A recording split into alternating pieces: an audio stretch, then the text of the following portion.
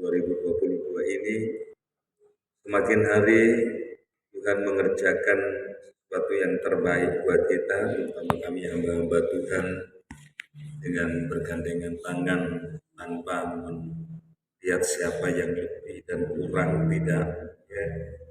Tetapi semua ada masanya, ya. Semua ada masa, semua ada waktunya.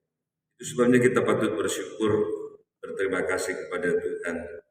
Dan memang kalau memang Tuhan masih izinkan kita hidup karena kemurahan Tuhan, ya, seperti yang disaksikan oleh Pak Hoki. Memang waktu itu bulan Desember saya tidak bisa melupakan karena waktu itu akan Natal, ya, akan ada pelaksanaan Natal, sehingga Natal di Pantango Lemba pada waktu itu sudah selesai. Jadi akan dilanjutkan Natal kembali tempat yang lain. Maka saya disuruh waktu itu oleh Bapak Gembala untuk mengambil piring plastik gitu, ya, di Pantango Lemba.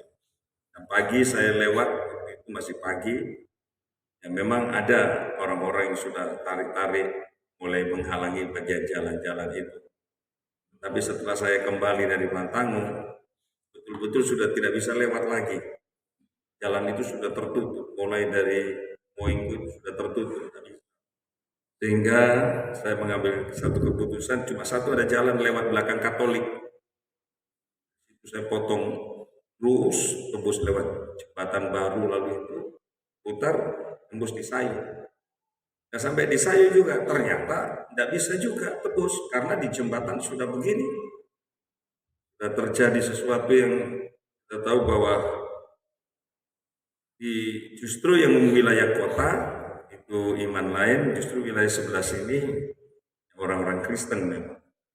Nah kita mau lewat tidak bisa juga, tidak ada jalan lain. Saya pergi ke Pak Oki, titip motor, lalu saya katakan tidak ada jalan lain selain menyeberang, ya, menyeberang ke sungai itu. Tapi bagi saya memang tidak terlalu berat karena waktu itu masih muda, dan memang biasa kami mandi di belakang situ, ya. Cuma untuk dari Pak Oki mau ke sungai itu saya tidak tahu jalannya. Jadi waktu itu minta tolong, ya Guru IPA ini yang antar. Jadi pada waktu saya sudah buka baju tinggal celana pendek, saya lihat memang mereka sudah ada di perahu. Saya lihat mereka sudah ada di perahu. Tidak tahu mau dapat atau tidak perahu mau kejar saya yang berenang. Saya masih gitu. Sehingga pada waktu itu saya potong langsung berenang. Mungkin dia tidak bisa dapat saya, ya Guru IPA yang didapat. Jadi Guru IPA yang didapat, ya, tapi saya sudah tidak tahu lagi apa yang terjadi, saya tidak tahu.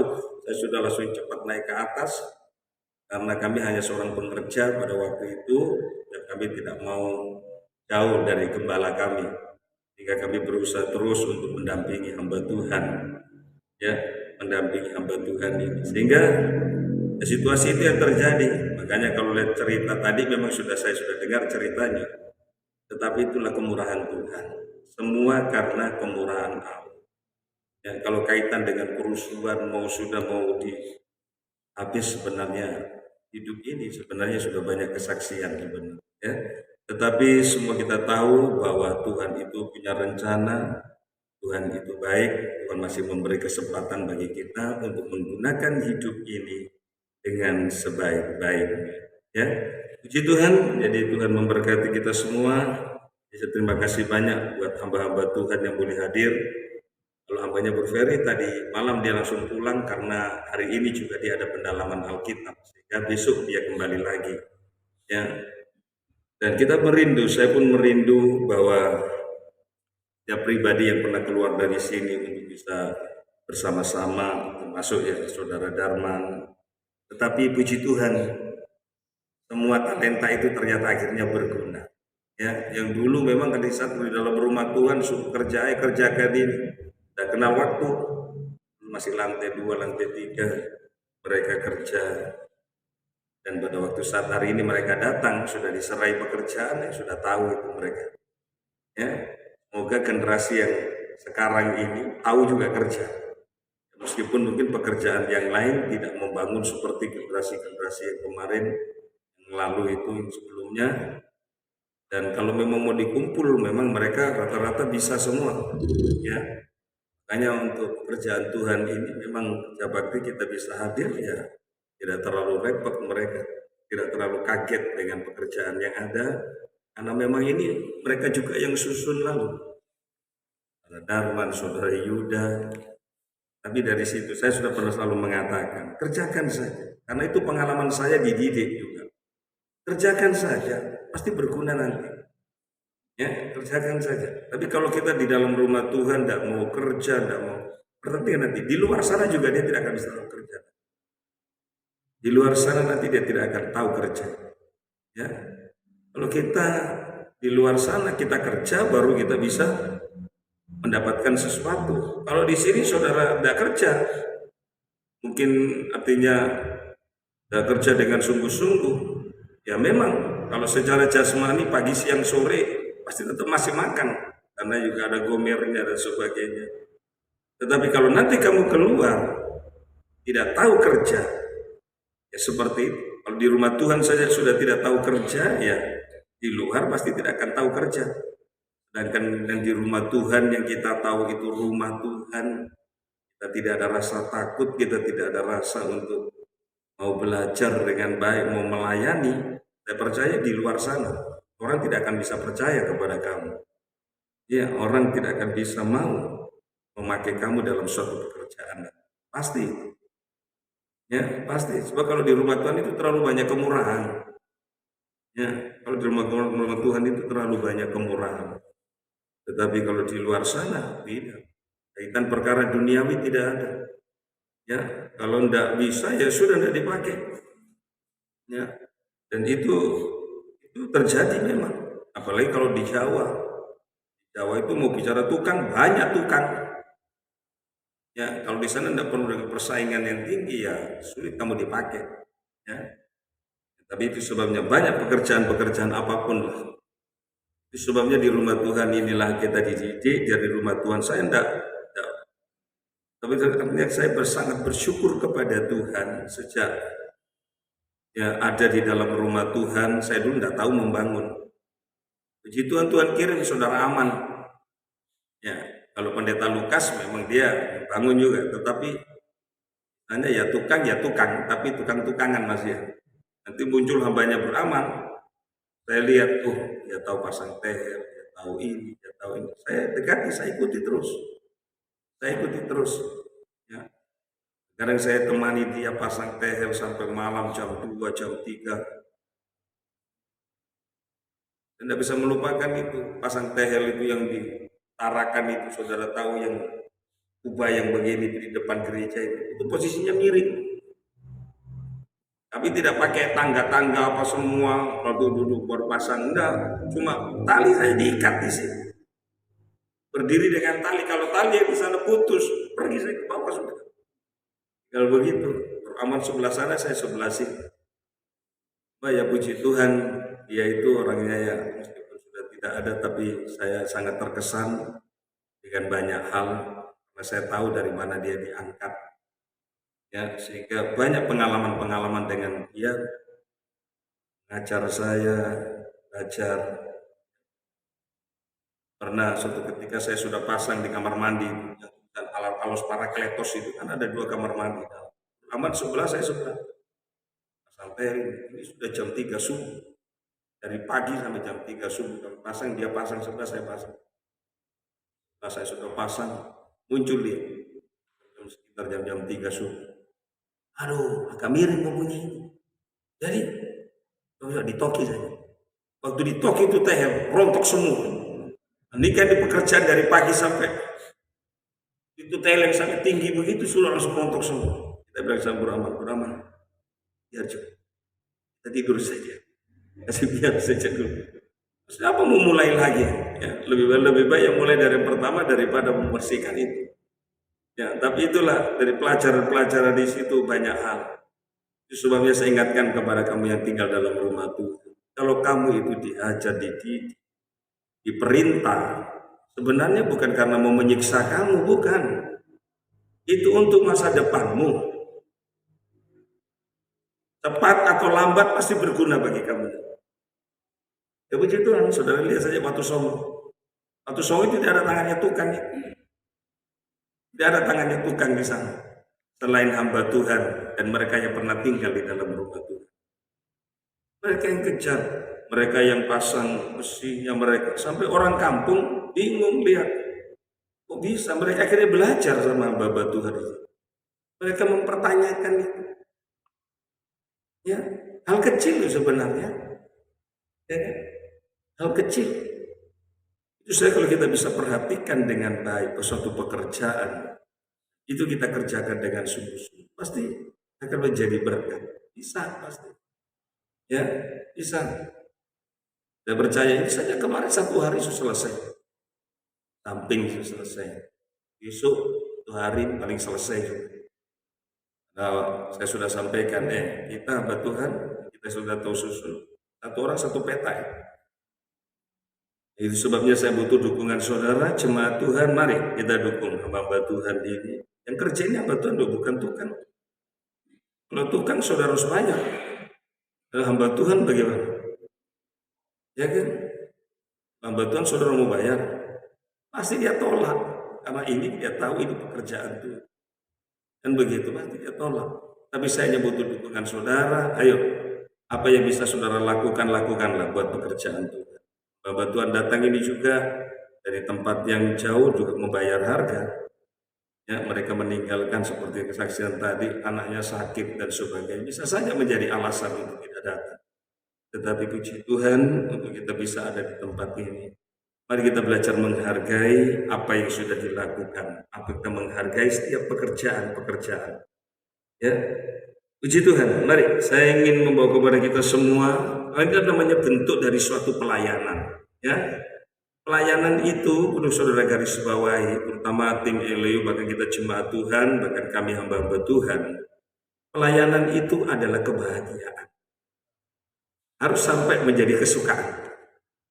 Kalau pelayanan itu belum sampai menjadi kesukaan, disitulah letak sungut-sungutnya, disitulah letak pemberontakannya. Ya, karena kita dibawa oleh Tuhan. Bukan sukacita itu nanti pada waktu kita menerima berkat-berkat Tuhan, menerima sesuatu yang duniawi, kita mengatakan sukacita, memang bisa kita bersukacita. Tetapi bisakah hati kita bersukacita pada waktu kita menerima penderitaan bersama dengan Kristus? Itulah pelayanan. Seperti di dalam Ibrani pada pasal 11, Musa itu setelah dia dewasa, ayat mengatakan, dia lebih suka menderita sengsara dengan umat Tuhan. Jadi kesukaan sengsara, penderitaan itu sampai menjadi kesukaan. Nah, itu baru namanya pertumbuhan iman yang benar. Kalau di dalam hati saudara, dalam hidup saudara, apalagi kami hamba Tuhan, melayani itu sampai akhirnya cuma mau mengeluh, membuat kita akhirnya cuma bersungut-sungut. Nah, berarti pertumbuhan imannya tidak baik. Sebab seorang hamba Tuhan, seorang pelayan Tuhan, seorang anak Tuhan, kalau dia bertumbuh imannya, ayat sudah berkata 2 Petrus pada pasal 1, kamu akan dibuat giat. Kamu akan dibuat giat dalam pengenalanmu akan Kristus Yesus. Kamu akan dibuat giat dalam pengenalanmu. Itu sebabnya Paulus berkata apa? Aku ingin mengenal dia dalam kuasa kebangkitannya, juga dalam kuasa penderitaannya, supaya aku menjadi serupa dengan dia. Bagaimana untuk bisa menjadi serupa dengan dia dalam penderitaannya? Yaitulah sengsara. Makanya banyak anak Tuhan itu tidak mau sengsara. Makanya banyak anak Tuhan, makanya pengalaman penderitaan adalah penolakan bagi daging. Tetapi suatu pelayanan, bicara soal kalau kita kaitan dengan pelayanan, itu suatu penderitaan. Kalau sudah namanya pelayanan pasti pembayaran harga. Dan disinilah bisakah itu menjadi kesukaan? Ya, bisakah itu menjadi kesukaan melayani?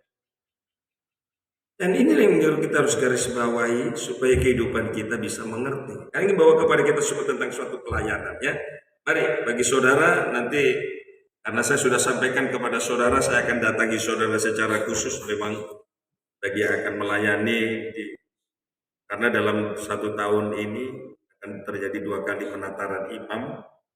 Jadi yang pertama ini saya yang secara pribadi, nanti yang kedua Sebabnya saudara sungguh-sungguhlah di tahun 2022 supaya saudara bisa melayani Tuhan. Ya, patokan saya mendatangi saudara melayani Tuhan, saya berpatokan tahun 2021.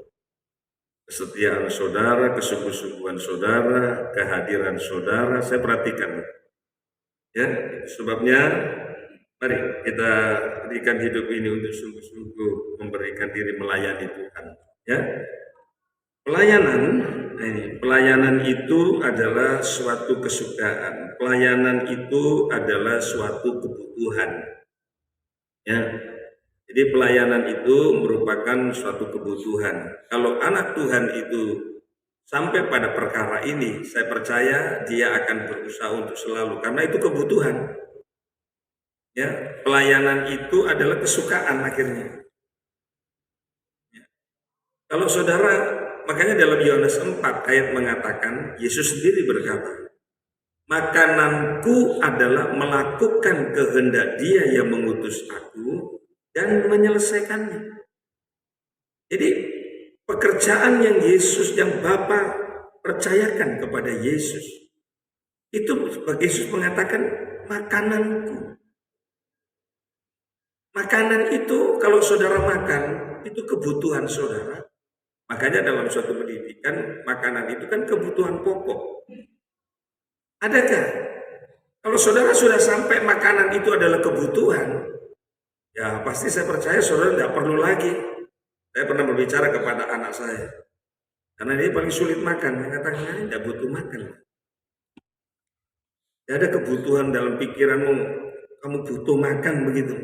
Hari ini saya butuh makan, nanti sebentar siang saya butuh makan, besok saya butuh makan, lusa saya. Ada di sini saudara yang bosan makan, jika saudara tidak mau makan 1 hari, 2 hari, 1 bulan, apa yang terjadi?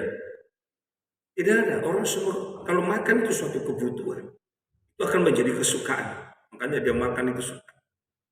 Ya, seperti itu juga pelayanan, karena Yesus sendiri menyatakan itu. Sudahkah pelayanan itu menjadi makanan? Sudahkah pelayanan itu menjadi kesukaan? Ini yang kita ingin. So, mengapa pelayanan atau makanan ini menjadi kebutuhan atau menjadi kesukaan? Ya, sebab kita tahu bahwa tubuh kita membutuhkan. Saudara makan, saudara tahu karena tubuh saudara membutuhkan itu. Mengapa saudara melayani Tuhan? Saudara harus tahu karena saudara membutuhkan itu. Saudara membutuhkan. Pelayanan itu kebutuhan. Pelayanan itu sampai kepada kesukaan. Ya, seperti apa yang Tuhan kehendaki. Jika kita tidak, makanya Rasul Paulus berkata apa? Itu sebabnya aku suka dalam kelemahan. Sehingga pelayanan dalam penderitaan itu tidak menjadi halangan bagi dia untuk tidak melayani. Itu saja dia berkata, aku suka memberitakan Injil. Sudahkah kita penuh dengan kesukaan di saat kita melayani Tuhan? Ayo, kalau kita memang pelayanan itu kebutuhan, maka saudara akan berusaha. Bagaimana caranya supaya saya bisa melayani Tuhan? Kalau memang pelayanan itu memang kesukaan, maka saudara tidak akan pernah untuk mau meninggalkan pelayanan itu. Saudara tidak akan mau. Apatah lagi dengan pengertian yang lebih dalam lagi. Saudara tahu siapa yang saudara layani. Saudara tahu kepada siapa saudara percaya. Kalau kita tahu kepada siapa kita melayani, maka saya percaya, maka kita akan berusaha untuk sungguh-sungguh melayani. Ya, karena kita tahu siapa yang kita layani. Jadi kita akan baca sedikit. 2 Timotius pada pasal 1. 2 Timotius, suratan Timotius ini adalah suratan tahbisan. Ya. 2 Timotius pada pasal 1 ayatnya yang ketiga lebih dulu. Begini bunyi firman Allah. Aku mengucap syukur kepada Allah dan kulayani dengan hati nurani yang murni. Ya, aku mengucap syukur kepada Allah. Aku mengucap syukur yang kulayani dengan hati nurani yang murni. Aku melayani dengan hati nurani yang murni. Aku mengucap syukur. Makanya seorang yang melayani Tuhan itu harus punya hati nurani yang baik. Harus punya hati nurani yang murni. Firman itu murni. Tetapi bisa juga yang melayani tidak murni. Seringkali kita lebih yang meninggi-ninggikan, lebih menyuarakan ini pengajaran murni. Memang benar pengajaran itu harus diserukan. Tetapi terkadang yang melayani hati nuraninya tidak murni. Di situ letak. Ya. Jadi itu sebabnya mari kita berusaha memberitakan berita yang murni itu dengan hati nurani yang murni. Hati nurani yang baik. Ya, makanya aku mengucap syukur yang kulayani dengan hati nurani yang murni. Ya, pelayanannya murni memang Tuhan terus seperti yang dilakukan nenek moyangku, dan selalu aku mengingat engkau dalam permohonanku, baik siang maupun malam. Langsung saja ayat 11. Untuk Injil inilah aku telah ditetapkan sebagai pemberita, sebagai rasul, dan sebagai guru. Ya, 12. Itulah sebabnya aku menderita semuanya ini. Aku ditetapkan untuk memberitakan. Itu sebabnya aku menderita semuanya ini. Jadi kalau saudara ditetapkan Tuhan untuk melayani Tuhan, maka jangan tolak itu penderitaan. Penderitaan itu banyak macamnya. Penderitaan itu banyak modelnya.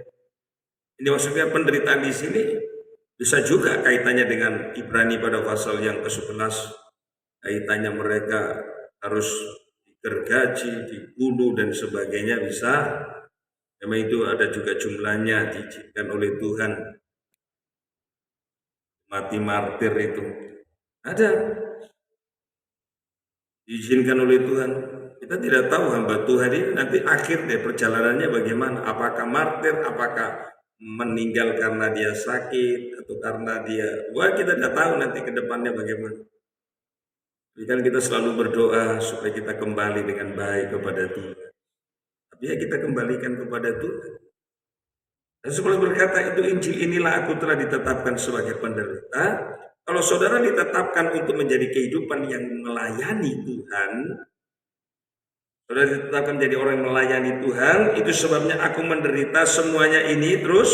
Tapi aku tidak malu. Aku tidak malu. Karena aku tahu kepada siapa aku percaya. Aku tahu kepada siapa aku percaya. Jadi kalau kita melayani Tuhan, kita tahu kok kepada siapa kita ini percaya. Ya, jadi supaya jangan malu memberitakan, jangan malu mempergunakan karunia. Itu ada ayat-ayatnya, menggunakan karunia Allah. Kepada siapa aku percaya? Aku yakin terus bahwa Dia berkuasa memeliharakan apa yang telah dipercayakannya kepadaku hingga pada hari Tuhan. Hari Tuhan. Itu sebabnya aku menderita semuanya. Kisah Rasul menjelaskan banyak kaitan Paulus sebelum di Yerusalem. Bahkan dia tahu bahwa sengsara dan aniaya itu sudah menunggu aku. Dia tahu. Tetapi dia tidak harus menghindari. Tetapi dia tahu jalan. Ya. Dia jalani. Jadi memang kalau kita melihat bicara soal pelayanan itu memang tidak bisa diterima. Hari Minggu kita sudah mendengar. Itu baru namanya pelayanan. Ya, tidak ada dasar. Tetapi sekarang setelah dapat mengerjakannya, ada dasar bagi kita untuk dibenarkan. Tidak mengulang lagi ya hari Minggu. Pelayanan seperti yang dilakukan oleh Abraham itu sulit. Pelayanan yang dikerjakan oleh Paulus itu sulit. Kalau pelayanan yang dipercayakan kepada kita ada dasarnya, oh memang kita bisa melayani. Apalagi ada ininya, semua sudah ditunjang ini tinggal layani saja. Ya memang tidak masalah. Bisa memang. Tapi di saat pada waktu kita masuk dalam suatu pelayanan yang memang dasarnya tidak ada. Seperti Abraham, mau katakan mau punya anak, istri sudah tua, sudah mandul. Umur mereka juga sudah tua. Mereka juga sudah lemah. Tetapi dia dikuatkan. Dia tetap yakin. Dikuatkan oleh imannya. Itu suatu pelayanan. Ya, suatu pelayanan itu kalau kita bisa melayani ya kita melayani. Kalau tidak bisa, tidak ada perjuangannya, artinya tidak ada pergumulannya, tidak bisa. Artinya cari gampangnya begitu. Memang dia melayani, ada orang melayani, oke, melayani. Tetapi di saat dia melihat satu pelayanan, macam sulitan, ya sudah. Tidak ada suatu kerinduan untuk bagaimana caranya, bagaimana supaya begitu. Artinya supaya dia juga bisa melayani. Dan disitulah letak pembayaran harganya. Di saat kita diperhadapkan dengan suatu pelayanan, lalu ada sesuatu yang menghalangi kita. Kita tidak berani untuk menerobos begitu. Jadi kita cuma, ya sudah ya kalau begitu. Sana. Tidak ada sesuatu. Dan inilah yang Rasul Paulus sendiri juga katakan di sini. Itulah sebabnya aku menderita semuanya ini. Ya, soalnya aku menderita. Tolong 1 Timotius pada pasal 2. Ke satu contoh ya. 1 Timotius pada pasal 2. Ayatnya yang ke-7 sama ini. Perhatikanlah apa yang kukatakan. Tuhan akan memberi kepadamu pengertian dalam segala sesuatu. Dulu. 1 Timotius 2 ayatnya yang ke-7. Untuk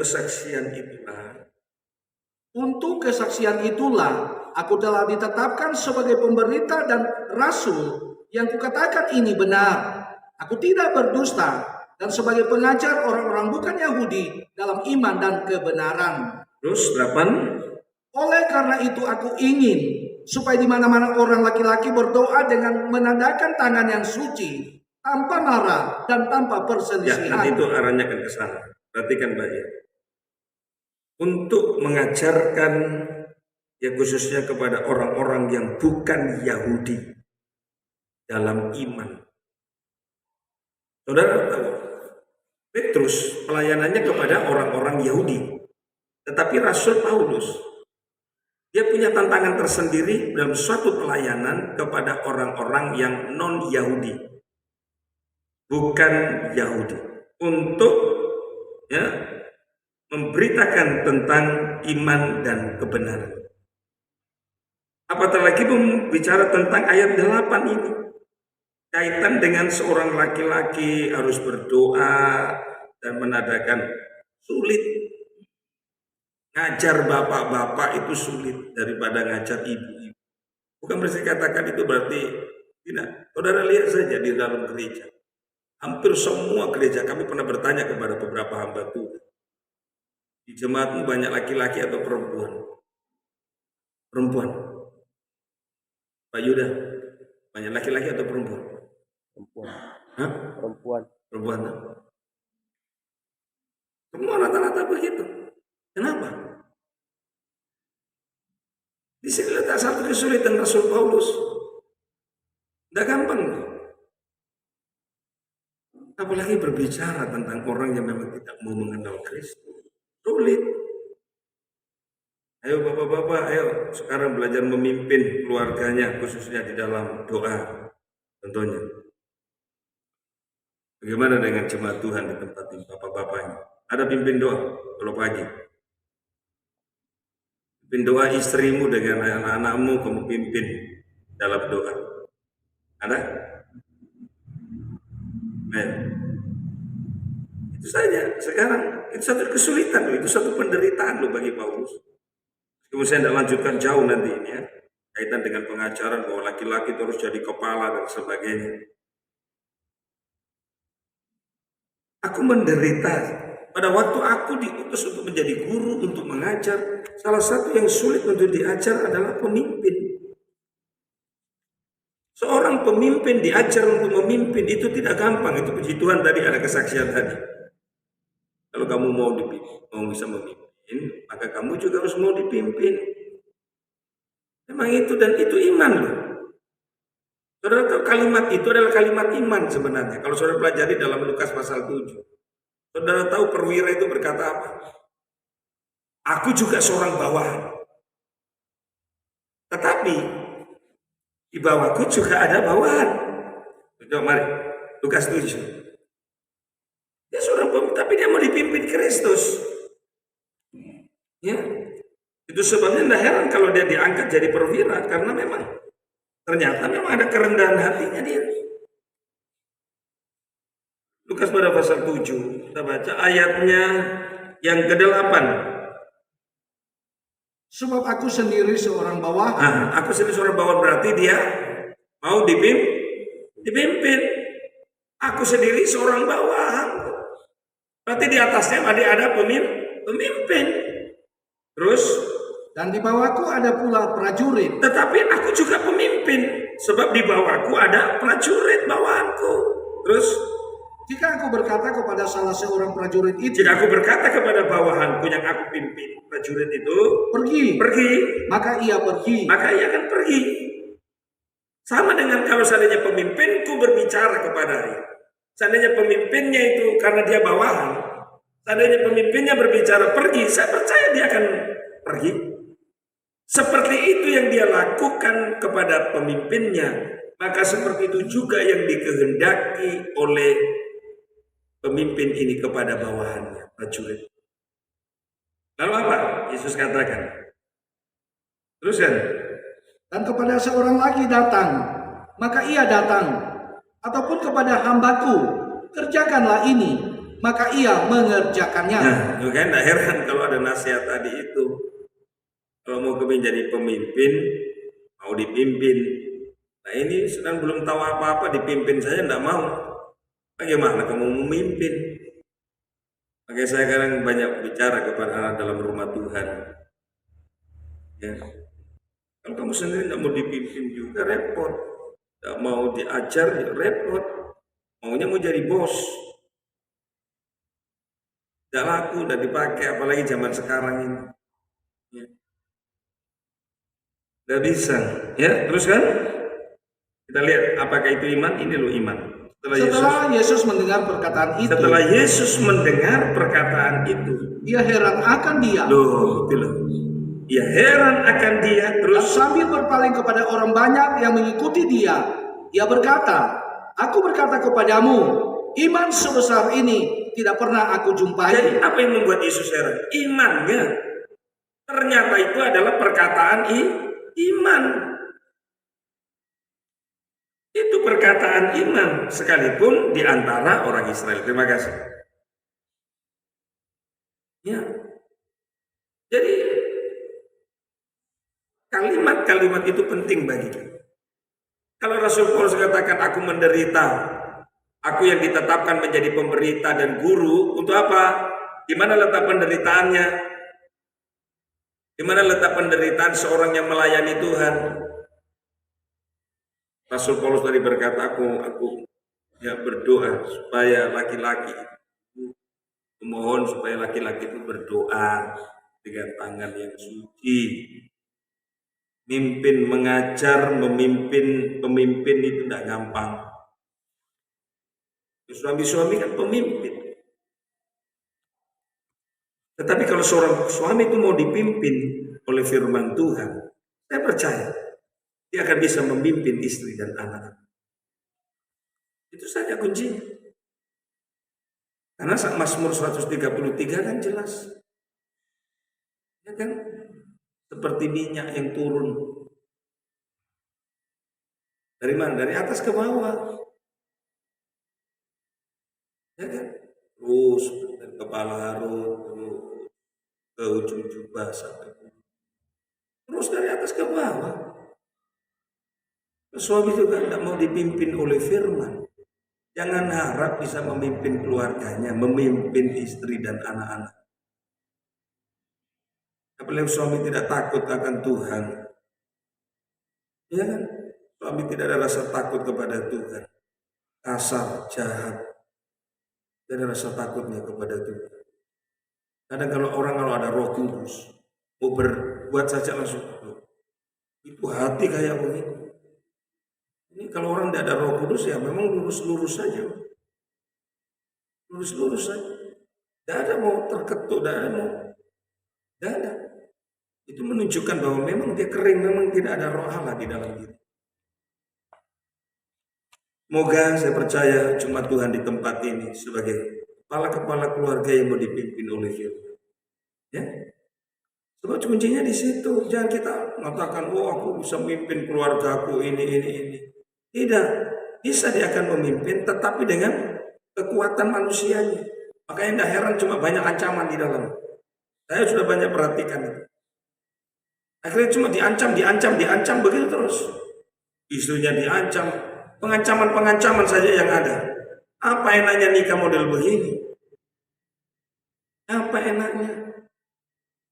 Ya, apa bagusnya nikah kalau cuma semua pengancaman di dalam?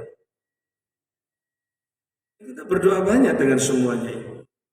Tetapi kalau kita bisa tunduk dengar-dengaran kepada firman, saya percaya pasti kita akan bisa seperti yang Rasul Paulus. Makanya salah satu pengalaman penderitaan Paulus ini tadi. Tidak gampang, hamba-hamba Tuhan itu banyak paling sulit menghadapi suami. Ya, bukan berarti lalu istri sudah baik semua, tidak. Artinya bukan harus katakan suami itu lalu tidak baik, cuma pergumulannya itu berbeda. Ya, pergumulannya itu sangat berbeda. Mari saya mau lanjutkan sedikit.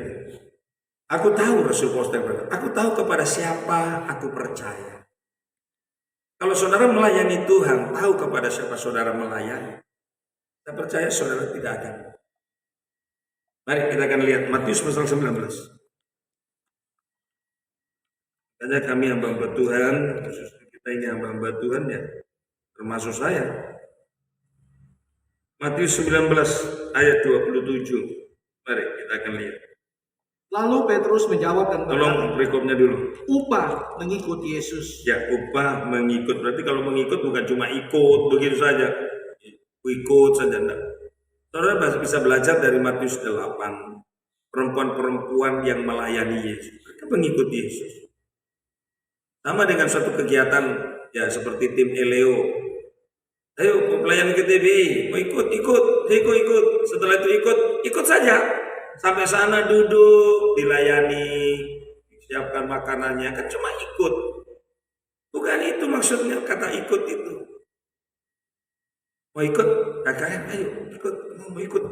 Sampai ikut KKR akhirnya tidak tahu melayani. Satu kegiatan apapun, kalau toh memang kita ikut, maka kita harus terlibat di dalamnya untuk bisa melayani. Bukan cuma ikut. Kalau cuma ikut malah bikin susah nanti. Kalau cuma ikut malah membebani. Mengikut Yesus itu bukan membebani. Mengikut Yesus itu melayani Yesus. Itu Matius 8 ya. Lalu Petrus menjawab dan berkata kepada Yesus apa? Kami ini telah meninggalkan segala sesuatu dan mengikut Engkau. Jadi apakah yang akan kami peroleh? Ya. Kata Yesus kepada mereka, kami telah meninggalkan segala sesuatu. Pengikutan Petrus itu tidak gampang. Apakah Petrus itu tidak ada keluarganya? Ada. Buktinya Petrus punya mertua, kan begitu. Berarti ada istrinya. Sekarang dia mau mengikut Yesus. Dia berkata, kami telah meninggalkan segala sesuatu dan mengikut Engkau. Jadi apakah akan kami peroleh? Saya percaya pada waktu saudara melayani Tuhan, mengiring Tuhan, mengerjakan pekerjaan Tuhan, dalam benak pikiran kita pasti pernah lah, kami pun pernah. Jadi apa yang kita mau peroleh? Saya ingin membawa saudara untuk mengerti bahwa melayani Tuhan, memang kita ini membutuhkan. Bukan berarti kalau kita ini tidak membutuhkan, kita membutuhkan. Tetapi pada waktu berkaitan dengan pelayanan, Yesus tidak bicara tentang sesuatu yang akan terjadi sekarang. Mari, ada dua hal. Yang pertama kita akan lihat. Nah ini, Yesus pada waktu ditanya, Petrus mengatakan, aku sudah tinggalkan segala sesuatu ikut Engkau. Jadi apa yang aku peroleh? Saudara melayani Tuhan. Kita hamba Tuhan melayani Tuhan. Lalu saya bertanya, lalu apa yang kita akan peroleh? Apakah Yesus katakan nanti kamu terima ini, begitu? Tidak, ada dua jawaban Yesus. Dan jawaban ini kita akan melihat. Mari, ayat yang pertama, 28. Kata Yesus kepada mereka, ya. Aku berkata kepadamu, sesungguhnya pada waktu penciptaan kembali, apabila Anak Manusia bersemayam di takhta kemuliaannya, kamu yang telah mengikut aku akan duduk juga di atas 12 takhta untuk menghakimi kedua belah suku Israel. Yang pertama, berbicara tentang kaitan dengan penciptaan kembali. Akan ada langit yang baru, bumi yang baru, itulah penciptaan kembali. Pada waktu dikatakan, apa yang aku akan peroleh nanti pada waktu penciptaan kembali. Jadi kita ini dibawa oleh Tuhan jauh pandangan kita tentang Yerusalem. Kalau kita melayani Tuhan, pandangan kita cuma sebatas apa yang kita lihat sekarang, lambat atau cepat pasti akan gugur. Lalu Yesus berkata, akan ada penciptaan kembali. Jadi artinya pada waktu itu Tuhan membawa pikiran Petrus, Tuhan membawa pribadi Petrus ini jauh. Petrus sudah nikmati bagaimana dia menjala ikan, bagaimana dia menikmati berkat-berkat Tuhan. Tetapi pada waktu dia mempertanyakan itu, Yesus bicara, akan ada penciptaan kembali. Mari kita hamba Tuhan, memang kita pasti punya keluarga. Ini masih punya keluarga, punya anak-anak, mereka juga harus sekolah, mereka juga harus ikut, mereka begitu banyak pikiran. Tetapi ingatlah kalau bisa berkaitan dengan pelayanan. Kalau sudah kaitan dengan pelayanan, bukan berarti kita tidak boleh memikirkan tentang hidup anak-anak keluarga kita. Tapi kalau sudah bicara pelayanan, sudah harus jauh, akan ada penciptaan kembali. Tidak usah kita takut dengan apa yang terjadi. Sebab dalam perjalanan hidup bisa saja kita ini lebih mendahului istri juga bisa mendahului kita lebih dulu. Atau anak-anak bisa mendahului kita lebih dulu. Bisa. Kalau kembali untuk bisa melihat dua Raja-Raja pasal 4. 2 Raja-Raja pasal 4. Hamba itu meninggalkan apa yang dia bisa tinggalkan. Tidak banyak yang dia bisa tinggalkan. Cuma satu yang dia tinggalkan. Dia dudukan sebagai hamba yang takut akan Tuhan. Itu saja. Kalau 2 Raja-Raja pasal 4. Dalam 2 Raja-Raja pasal 4 itu, dia hanya meninggalkan seorang hamba yang takut akan Tuhan. Itu saja. Lalu bagaimana nanti keluarga Israel? Udahlah. Tuhan itu lebih tahu. Ya. Tolong baca ayat yang ke-1. Minyak seorang janda. Salah seorang dari istri-istri para nabi mengadukan halnya kepada Elisa sambil berseru, "Hambamu, suamiku sudah mati, dan engkau ini tahu bahwa hambamu itu takut akan Tuhan." Istrinya datang kepada Elisa, "Elisa, engkau kan tahu suamiku pada waktu mengikut engkau menjadi hamba, dia takut akan Tuhan. Terus, tetapi sekarang penagih hutang sudah datang untuk mengambil kedua orang anakku menjadi budaknya. Apa yang bisa dilakukan oleh suaminya?" Jawab Elisa Terima kasih. kepadanya, Terima kasih. Apa yang bisa dilakukan oleh hamba Tuhan yang sudah meninggal? Apa? Dia tidak meninggalkan harta duniawi yang bisa membuat istri dan anak-anaknya. Tetapi bukan berarti lalu dia ditinggalkan oleh Tuhan. Bukan berarti lalu dia dibiarkan oleh Allah, istri dan anak-anaknya. Tidak, meskipun suaminya sudah lebih dulu dipanggil. Cuma dia hanya meninggalkan takut akan Tuhan. Kalau dia fokus kepada perkara jasmani, saya percaya dia akan tinggalkan perkara-perkara jasmani. Tetapi karena dia meninggalkan suatu teladan takut akan Allah. Dan firman Allah sendiri berkata dalam pengkhotbah, takut akan Tuhan itu perlindungannya sama dengan warisan. Perlindungannya sama. Dengan uang sama. Takut akan Tuhan. Cuma itu yang dia lakukan. Bagaimana belajar berkenan kepada pemimpinnya. Bagaimana dia berkenan kepada tuannya. Bagaimana dia berkenan kepada komandannya. Ayat mengatakan. Cuma itu yang dia usahakan. Dia tidak memusingkan dirinya lagi. Firman Tuhan mengatakan. Tetapi bagaimana caranya dia berkenan kepada komandannya. Pada waktu dia bisa berkenan kepada komandannya, itulah iman. Kalau kita bisa mengerjakan apa yang Tuhan mau, itulah iman. Kerjakan saja apa yang Tuhan mau, itu iman. Lalu bagaimana nanti akibat dari kita melakukan pasti akan ada dampak dari ada. Mengerjakan suatu pekerjaan firman itu selalu ada. Materinya itu ada. Tidak mulus-mulus begitu saja, tidak. Kitab Nehemia sudah mengajarkan itu. Ya, saya sudah pernah sampaikan kepada saudara. Kitab Nehemia mengajarkan semuanya. Kita bisa melihat di dalam Matius 19 ini. Yang pertama, Yesus membawa jalan pikiran Petrus ini. Bukan sesuatu yang bisa dilihat dengan mata lagi. Tetapi dia membawa sesuatu yang tidak bisa dilihat dengan mata. Akan ada penciptaan kembali. Itu pelayanan. Jadi melayani Tuhan kalau kita ukurkan dengan apa yang saya mau melakukan ini, nanti supaya nanti saya terima ini. Memang ayat mengatakan, ya kan? Kalau kita menabur, kita juga akan menuai.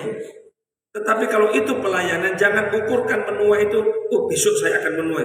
Silakan mengimani. Tetapi lebih dari semuanya itu, ukurkan dengan apa yang akan terjadi pada penciptaan kembali. Jauh pandangan kita. Petrus ingin dibawa oleh Tuhan Yesus, jauh pandangannya tentang suatu pelayanan. Makanya ada pujian itu. Meskipun di bumi kita tidak menerima kesenangannya. Kan lagunya itu. Sama dengan di dalam Ibrani itu, kitab Ibrani. Meskipun di bumi ini tidak menerima kesenangannya, kan ada lagunya itu. Ya kan, Tuhan sudah menyiapkan sesuatu yang lebih baik. Itu tolong Ibrani. Ya kalau sekarang kita ngerjakan suatu pelayanan, lalu Tuhan memberkati kita dengan berkat-berkat jasmani, ya puji Tuhan. Meskipun tidak usah diimani pun tidak ada masalah itu. Saudara imani ya tidak salah, saudara tidak mengimani juga tidak salah. Tetapi intinya, bisakah kita mengimani akan adanya penciptaan kembali? Itu loh. Ya, mari kita baca. Ibrani 11 ayat 38 sampai seperti ini terjadi. 38. Dunia ini tidak layak bagi mereka. Sampai dunia ini tidak layak bagi mereka. Bagi mereka kalau tinggal di dunia ini cuma sengsara, penderitaan, cuma itu saja. Dunia ini tidak layak bagi mereka. Mereka mengembara di padang gurun dan di pegunungan, dalam gua-gua dan celah-celah gunung. Sampai kalau sepertinya sudah tidak ada lagi tempat perhentian di bumi. Artinya perhentian secara jasmani, tempat tinggal yang tetaplah dan sebagainya. Ayat 39. Dan mereka semua tidak memperoleh apa yang dijanjikan itu. Mereka tidak memperoleh. Saudara berani melayani Tuhan, tidak memperoleh apa yang dijanjikan di bumi. Ayo. Saudara tahu Rasul Paulus sampai pernah berkata, siapakah yang sanggup menunaikan tugas itu? Kaitan dengan penderitaan dalam surat Korintus. Siapakah yang sanggup menunaikan tugas itu? Berat. Melayani itu kadang kita ukur dengan suatu pelayanan yang dimana kita masih di bumi, kita masih bisa menikmati pelayanan-pelayanan itu. Ya puji Tuhan kalau Tuhan bisa memberikan semuanya itu. Tetapi Tuhan mau membawa Petrus lain jalan pikirannya. Akan ada penciptaan kembali. Saudara tahu ada berkat apa? Nanti saya akan jelaskan ini. Selesaikan dulu. Sekalipun iman mereka telah memberikan kepada mereka suatu kesaksian yang baik. Ya. Terus sebab Allah telah menyediakan sesuatu yang lebih baik bagi kita. Tanpa kita mereka tidak dapat sampai kepada kesempurnaan. Ayat ini mungkin saudara bingung. Tanpa kita mereka tidak dapat sampai kepada kesempurnaan. Tanpa orang-orang yang demikian, yang sudah menyatakan kesaksiannya yang baik tetapi tidak menerima sesuatu di bumi ini, yang dijanjikan di bumi ini, tanpa mereka kita tidak akan sampai kepada kesempurnaan. Kita kembali dalam Matius 19 tadi. Ini ada kaitannya, nanti kita akan terjawab ini. Kita sampai kepada kesempurnaan. Di dalam Matius pada pasal 19.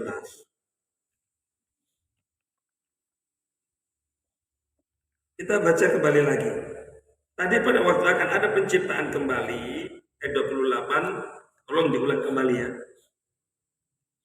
Kata Yesus kepada mereka, Matius 19 ayat. Kata Yesus kepada mereka, "Aku berkata kepadamu, sesungguhnya pada waktu penciptaan kembali, apabila anak manusia bersemayam di takhta kemuliaannya, Ya. kamu yang telah mengikut aku." Kamu yang telah mengikut aku. Kamu yang Petrus tadi berkata, aku sudah meninggalkan segala sesuatu dan mengikut engkau. Apa yang aku akan peroleh? Kamu yang akan mengikut aku pada waktu terjadi penciptaan kembali. Terus Akan duduk juga di atas 12 takhta untuk menghakimi ke-12 suku Israel. ya, ternyata mau jadi hakim. Menghakimi ke-12 suku Israel. Garis bawahi ya. Tadi ayat mengatakan tanpa kita mereka tidak sampai kepada kesempurnaan. Apa itu kesempurnaan? Saya jelaskan dulu di sini ya, Matius 19 ini. Kamu akan duduk juga di atas ke-12 tahta untuk menghakimi ke-12 Israel. Ternyata Tuhan itu nanti akan membawa kita menjadi bersama-sama dengan Dia, menjadi hakim. Ayat mengatakan di sini, kamu yang telah akan duduk juga di atas 12 tahta untuk menghakimi. Kata menghakimi ini saudara garis bawah ini. Ya. Menghakimi itu berarti memberikan suatu keputusan, itu kan menghakimi.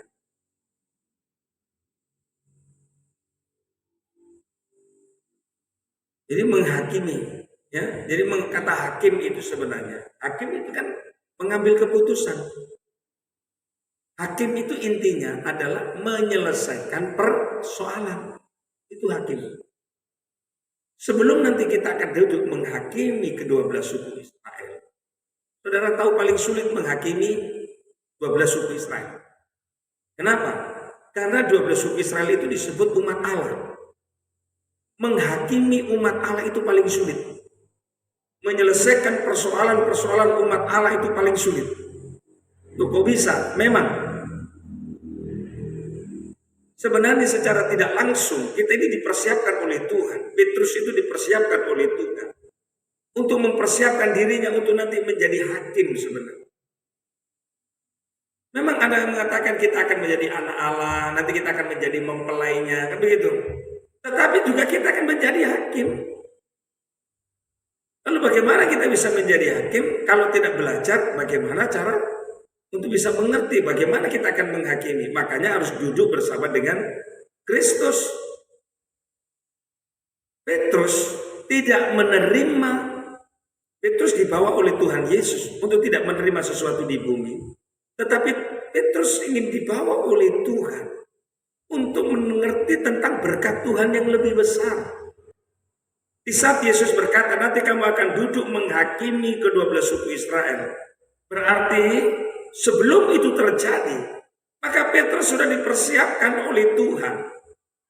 Saudara tahu di dalam Maleakhi pada pasal 2, pada mulut seorang imam ini ada pengajaran. Pengajaran ini gunanya apa sebenarnya? Pengajaran sebenarnya gunanya untuk menyelesaikan persoalan. Baik persoalan hubungan kita dengan sesama, baik persoalan kita dengan Tuhan. Itu pengajaran. Kalau dalam bahasa Taurat itulah kasih. Gitu. Pengajaran itu adalah untuk menyelesaikan persoalan ini. Hubungan kita dengan Tuhan bagaimana diselesaikan dengan pengajaran ini, dengan kasih ini. Hubungan kita dengan sesama bagaimana diselesaikan dengan pengajaran ini. Makanya mulut seorang imam, maka saya mau bawa saudara untuk mengerti tentang suatu pelayanan. Saudara melayani pekerjaan Tuhan, bukan hanya maafkan yang mengatakan ini. Kita melayani di latihan sangkor, ya sudah ada latihan sangkor, nanti latihan musik, latihan pundi-pundi begini, itu juga melayani. Lebih dari pelayanan ini, maka saudara sebenarnya sudah dipersiapkan oleh Allah, orang yang melayani Tuhan, yang mengikut Tuhan, untuk menjadi hakim sebenarnya. Pada seorang mulut seorang imam, kalau ada pengajaran, pasti secara tidak langsung dia akan menjadi hakim. Tetapi bukan menjadi hakim dalam arti kata menghakimi dalam artian yang negatif, bukan. Karena ada ayat mengatakan jangan menghakimi. Tidak, secara tidak langsung. Saya buktikan ini, secara tidak langsung sebenarnya kita ini sudah diperanatkan menjadi hakim. Anak saudara bertengkar saja, saudara sudah harus menghakimi mereka. Tidak boleh anak kamu salah. Ya kan begitu? Sudah menghakimi loh kita ini sebenarnya. Tetapi di sini ditulis diajar Allah. Dia akan duduk bersama-sama dengan aku. Makanya di bumi ini kita harus ada pendampingan, itulah pribadi Yesus Kristus lewat kebenaran firman-Nya. Sehingga pada waktu kita diperhadapkan untuk menghakimi, kita tidak masuk dalam situasi hakim yang salah. Karena langsung kita ini diperhadapkan dengan menjadi hakim. Saudara datang dalam rumah Tuhan melihat orang begini, terjebak bisa menghakimi. Tetapi kita akan menjadi hakim yang baik karena ada pengajaran. Bisa mengerti. Nanti suatu saat orang datang dengan persoalan pergumulannya datang kepada saudara. Lalu menceritakan tentang beban hidupnya. Di situ saja sebenarnya orang menceritakan semua itu kepada saudara. Saudara sebenarnya ingin, saudara pada waktu orang itu menceritakan, dia ingin sebenarnya saudara menjadi hakim kepada dia. Makanya penuh hikmat, penuh pengajaran. Karena kita akan banyak menghadapi orang, kita akan banyak menghadapi pada mulut. Tolong Maleakhi pasal 2. Kita harus mempertanggungjawabkan ini. Di dalam Maleakhi pada pasal 2. Maka apalagi kita hamba Tuhan, suatu saat mungkin bisa orang bertanya kepada kita, apalagi menceritakan tentang persoalan beban hidupnya dan sebagainya. Ya. Pada pasal yang kedua, kita akan perhatikan tentang kaitan dengan hal ini. Ya. Sebab ayatnya yang ke-5 saja langsung, atau yang ke-4 lebih dulu. Maka kamu akan sadar bahwa aku kirimkan perintah ini kepadamu, supaya perjanjianku dengan Lewi tetap dipegang. Perjanjian pelayanan itu dengan Lewi itu satu perjanjian pelayanan. Itu tetap dipegang. Terus perjanjianku dengan dia pada satu pihak ialah kehidupan dan sejahtera, dan itu kuberikan kepadanya. Pada pihak lain ketakutan, dan ia takut kepadaku dan gentar terhadap namaku. Perhatikan 6. Pengajaran yang benar ada dalam mulutnya. Pengajaran yang benar ada pada mulutnya. Dan kecurangan tidak terdapat pada bibirnya. Dalam damai sejahtera dan kejujuran ia mengikuti aku, dan banyak orang dibuatnya berbalik daripada kesalahan. Itu. Sebab bibir seorang imam. Tunggu. Dibuat, sebenarnya kita ini sudah diperhadapkan dengan hakim sebenarnya. Apalagi kita hamba Tuhan. Apalagi kita hamba Tuhan, itu sebabnya kita mau ditolong oleh Tuhan, jangan sampai kita menjadi hakim yang salah. Saudara ingat Salomo. Salomo kan hanya berkata, engkau tahu Tuhan, aku hidup di tengah-tengah umatmu yang begitu besar. Dia tidak minta umur panjang, dia tidak minta kekayaan, dia tidak minta yang lain-lain. Dia hanya minta hikmat. Ternyata benar pada waktu Salomo sudah diangkat raja, dan 2 orang ibu datang kepadanya untuk menanyakan, untuk mengetahui siapa orang tua daripada anak ini. Karena sama-sama mengakui dia adalah anaknya. Salomo sulit, ini posisi hakim. Kalau dia salah mengambil keputusan, repot. Seperti saudara lihat, saudara hakim-hakim yang ada di bumi ini, ya memang kalau namanya manusia mungkin masih bisa salah, termasuk kita. Makanya butuh pendampingan. Tadi dia akan duduk bersama-sama dengan aku. Ini yang tidak boleh dilewatkan. Makanya anak Tuhan itu tidak boleh jauh dari Tuhan, tidak boleh jauh dari firman. Sebab kalau dia sudah jauh dari firman, pasti penghakimannya salah nanti.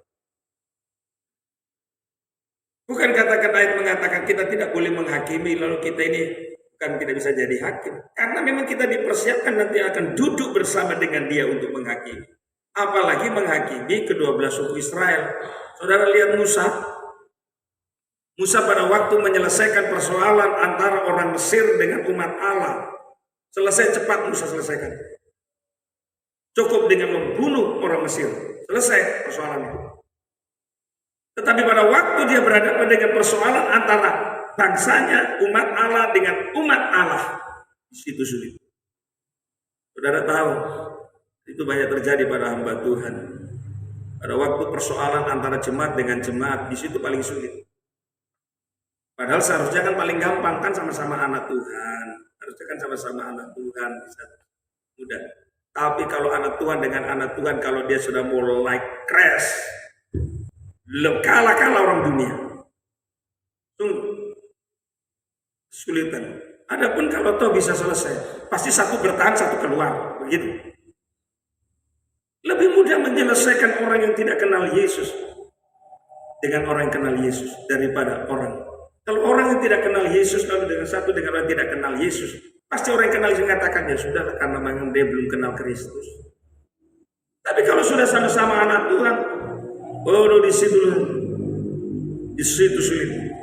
Maka saya berdoa, makanya Musa gampang, oh ini umat orang Mesir, ini umat Allah. Tak, selesai. Pada waktu umat Allah dengan umat Allah, apa yang terjadi? Umat Allah berkata, apakah engkau akan juga membunuh seperti engkau membunuh orang Mesir? Lari Musa, angkat tangan dia menghadapi persoalan itu. Saudara tahu, disinilah kesulitan, disinilah penggembalaan. Pada waktu, tanyalah hamba-hamba Tuhan, saudara. Tanya, ini tadi Buripa ini sudah 20 tahun. Kalau dia menghadapi persoalan waktu di Papua, apalagi orang Papua, gitu. Tapi pasti beda-beda. Ada orang kelihatan mukanya itu seram, tapi hatinya enggak. Ada orang mukanya begitu lembut, tetapi hatinya, macam model manusia ini. Tapi saya berdoa supaya jemaat Tuhan di tempat kalau atau ada persoalan-persoalan, nah saling sama-sama meredakan. Anak-anak seringkali bahasa yang muncul, tapi dia kan imam, harusnya dia lebih tahu. Kita ini adalah jemaat biasa, itu loh. Akhirnya sulit, dan kami berapa kali alami itu. Sulit, makanya jangan suruh katakan. Makanya ayat ini, kalau kita kembali melihat, mengapa tadi dipersiapkan untuk menjadi hakim bersama Kristus menghakimi umat Israel? Makanya sebabnya latihannya di sini.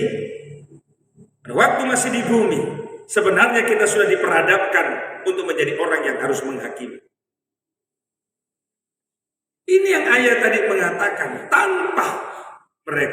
tanpa kita, mereka tidak akan sampai pada kesempurnaan. Kenapa? Sebab orang-orang pelayan-pelayan atau hamba-hamba Tuhan atau kehidupan anak Tuhan yang pikirannya sudah jauh ke depan sana, melihat dengan jangkauan iman bahwa akan ada langit yang baru, bumi yang baru. Maka apa yang terjadi? Dalam suatu persoalan untuk masuk dalam penghakim, menyelesaikan persoalan, maka dia akan berusaha dan penuh dengan pengorbanan di sini.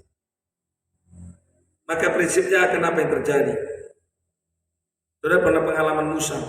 Musa sampai pernah berkata, Tuhan, ya Musa sendiri berkata, coret namaku dari kitabmu. Yang penting jangan kau bunuh umat Allah ini. Ya kan, Musa pernah mengatakan itu. Sudah coret, sudah. Yang penting jangan kau bunuh umat Allah ini. Umat ini jangan kau bunuh. Saudara tahu, sampai di sinilah letak seseorang yang melayani Tuhan. Kalau ada pengajaran yang benar, maka dia lebih mengorbankan dirinya. Yang terpenting semua itu bisa tertolong. Di situ sulit. Pengorbanan di sinilah. Lebih sebanyak itu perasaan, warga segala macam berkecamuk. Dan kiranya yang membuat kehidupan kita jemaat Tuhan, kami hamba Tuhan, bisa saling mengerti. Ya, dan saya mendorong kalau itu ada persoalan, makanya kita kembali melihat ini ya. Terus kan sebab bibir seorang imam memelihara pengetahuan dan orang mencari pengajaran dari mulutnya, sebab dialah utusan Tuhan semesta alam. Jadi utusan Tuhan itu akan dicari dari mulutnya, itu pengajaran. Dan pengajaran ini lain harus menyelesaikan. Kalau hakim dunia yang ada kitab undang-undangnya dan sebagainya, kamu tak 5 bulan, tak, ini pun masih bisa turun, itu pun masih bisa diputar balik. Tapi kalau pengajar, menurut hukum Taurat, hukum Musa, mereka harus dilempar batu sampai mati. Tetapi utusan yang diutus itulah pribadi Yesus. Karena ada pengajaran, sudah berbeda. Hukum kasih karunia yang ada. Tapi yang tidak berdosa, lempar dulu batu, lempar perempuan ini. Lebih dulu dia bisa melempar. Tapi setelah itu mereka pergi semua. Beda kalau pengajaran beda. Proses penghakimannya beda. Yesus pada waktu proses penghakiman bisa saja dia gunakan. Ya, karena memang ingin menjebak ke situ. Mereka ingin menjebak seperti hukum Taurat itu sendiri. Tetapi kasih karunia Tuhan menolong kita semua. Itu sebabnya mari imam-imam itu bukan hanya nanti bisa nyanyi, pinter main musik, pinter ini dan sebagainya, bukan. Saudara nanti akan menjadi pelayan imam. Kalau saudara melayani, pada mulut saudara ada pengetahuan, ada pengajaran. Dan orang akan mencari pengajaran dari mulutnya. Dari mulutnya. Sebab dialah utusan Tuhan semesta alam. Dan itu akan dipertanggungjawabkan. Mereka akan mencari. Mereka akan datang. Meminta itu semua. Mencari pengajaran. Makanya seorang imam itu harus bisa bersaksi tentang pengajaran. Bisa menyampaikan pengajaran. Itu baru namanya imam. Bisa bersaksi. Saya mendengar pada waktu ya seperti yang saya saksikan itu ya di Binangabinu. Sampai tuan rumah itu akhirnya terberkati dengan banyak kesaksian. Pada waktu mereka-mereka yang tinggal, saya tidak mau sebut nama siapa. Karena mereka di situ juga banyak orang. Semua yang tinggal di sana pada waktu hari-hari senggang, mereka bersaksi tentang firman. Nah itu baru pengajaran. Pada mulut seorang imam ada pengajaran. Tempat di mana kita ada di situ. Di situ kita bicara tentang kasih Tuhan. Mereka akan mencari pengajar. Ya, itu supaya senang mereka akhirnya datang. Kalau kita datang, tinggal di rumah, karena mereka merindukan itu. Mereka merindukan karena ada pengajaran. Ya. Jadi jangan bicara tentang kekurangan-kekurangan itu sebenarnya secara tidak langsung. Kita ini diperhadapkan menjadi hakim sebenarnya. Makanya jangan sampai kita menjadi hakim yang salah. Bagaimana supaya tidak salah? Harus ada pengajaran, harus ada pengetahuan, dan ada pendampingan Kristus lewat Roh Kudus bersama dengan kita. Makanya kita akan bisa menghadapi menjadi hakim yang baik. Kita ini selalu diperhadapkan dengan penghakiman. Saudara masuk di kantor saudara pasti diperhadapkan dengan penghakim. Pasti. Saudara pergi di mana ketemu banyak orang diperhadapkan dengan penghakim. Ya kan? Masuk diundang di sana juga diperhadapkan dengan penghakim. Ya kan? Belum apa-apa kita selalu lihat orang ini sudah begini, orang ini sudah begini, dan sebagainya. Sebenarnya kita secara tidak langsung. Tetapi kalau saudara mengerti tentang ayat yang dikatakan oleh Yesus kepada Petrus, oh benar memang kita ini mau dibawa menjadi Tuhan, menjadi hakim. Tetapi hakim bersama-sama dengan dia. Kalau sekarang di bumi ini kita menghakimi, memang harus menghakimi. Tetapi bukan menghakimi dalam artian yang negatif. Tetapi kita menghakimi bersama dengan Kristus. Kita menjadi anak Tuhan yang bisa menyelesaikan persoalan. Kalau kita melihat mereka datang, mungkin tidak enak dengan seseorang, kita bisa berbicara sebagai hakim yang baik kepada dia. Ya kan begitu. Saudara lihat itu hakim-hakim di dunia ini, kalau persoalan nikah, apakah langsung diketok palu langsung? Tidak, karena diberi kesempatan untuk kembali secara kekeluargaan bagaimana, berikan kembali, teruskan kembali. Tetapi apalagi kita anak Tuhan, ada pengajaran, maka kita akan bisa berbicara. Ya, itu sebabnya mengatakan di dalam mulutnya ada damai sejahtera. Dalam damai sejahtera kejujuran ia mengikuti aku. Kita kembali untuk melihat sedikit ya untuk kaitan dengan hal ini. Jadi kita akan bersama-sama, ayo Matius 19 tadi. Matius 19 kita kembali.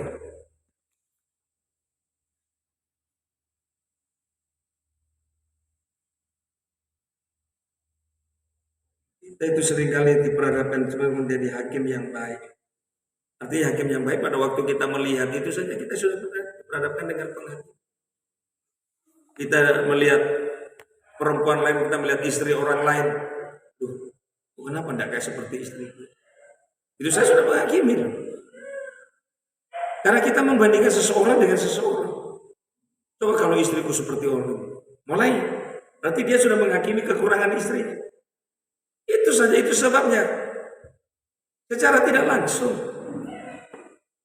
Ya, Matius 19. Banyaklah contoh sebenarnya. Saya percaya saudara sudah bisa menangkap ini. Ya, yang kedua, ayat 29. Dan setiap orang yang karena namaku meninggalkan rumahnya, saudaranya laki-laki atau saudaranya perempuan, bapak atau ibunya, anak-anak atau ladangnya, akan menerima kembali 100 kali lipat dan akan memperoleh hidup yang kekal. Ya. Dan akan menerima kembali 100 kali lipat dan akan memperoleh hidup yang kekal. Saudara tahu, menerima 100 kali lipat dan memperoleh hidup yang kekal itu jauh. Hidup yang kekal itu nanti kapan? Pada waktu Tuhan datang. Jadi sebenarnya Petrus dibawa oleh Tuhan. Kalau sudah kaitan pelayanan, ini loh pandanganmu sudah jauh ke sana. Tentang akan ada penciptaan kembali, akan ada hidup yang kekal. Sudah. Harus jauh ke sana. Tapi kalau yang di bumi, apa yang akan terjadi di bumi, Tuhan tidak akan pernah biarkan. Saya percaya kalau kita ikut Tuhan, kalau kita, makanya ada pujian, saya mau iring Yesus, saya mau iring Yesus sampai selama-lamanya, meskipun pikul salib. Ikut Yesus berarti bukan Yesus ikut kita. Salah itu. Kalau kita seringkali berdoa juga begitu, maunya Yesus menuruti maunya kita. Kita bukan Yesus ikut kita, bukan. Kita ikut Yesus. Apa kalau ini sama dengan saudara tangan saya? Kalau ini Yesus lalu kita, kemana pun Yesus kita ikut Yesus kok. Apa yang dialami oleh Yesus akan dialami.